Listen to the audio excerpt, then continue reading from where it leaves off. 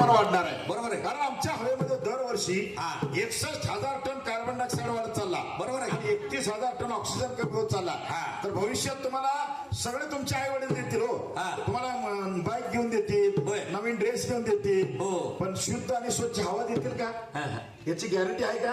हे केवळ तुम्ही देऊ शकता एका झाडाच्या रोट्याच्या माध्यमातून. बरोबर आहे. म्हणून या ओरिएंट शाळेच्या माध्यमातून सगळ्या विद्यार्थ्यांनी संकल्प करायचा. तुमच्या शेजारच्या पाजारच्या कोणाचाही वाढदिवस असू द्या, बरोबर आहे, त्यांना भेट काय देणार? झाडाचं रोप. आणि आता जाता जाता एक सांगतो, तुम्ही आपला भात खाता, खिचडी खाता का नाही, किंवा घरात जेवण करता, बरोबर आहे, जेवणापूर्वी जेवल्यानंतर शौचालय जाऊन आल्यानंतर हात कशाने धुवायचे?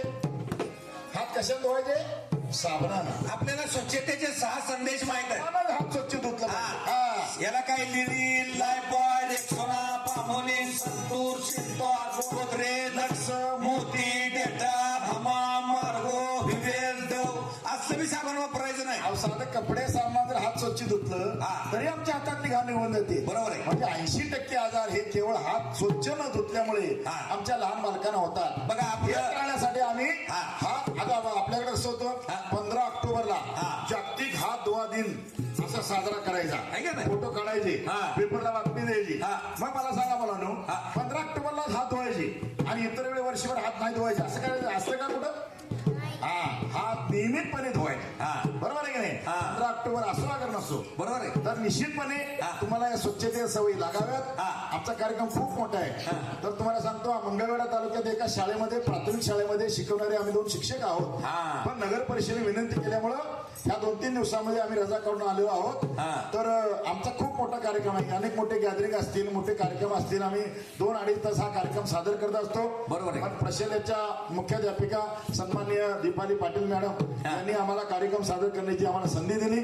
त्याबद्दल मी नगर परिषद उमरगा यांच्या वतीनं तुम्हाला सर्वांचं ऋण व्यक्त करतो. आणि सगळ्या मुला मुलींना एक विनंती करतो की प्रत्येकाने आपण आपल्या वर्गात मुला मुलींचा वाढदिवस असेल तर त्यावेळी एक झाड भेट देऊन त्यांना शुभेच्छा द्या.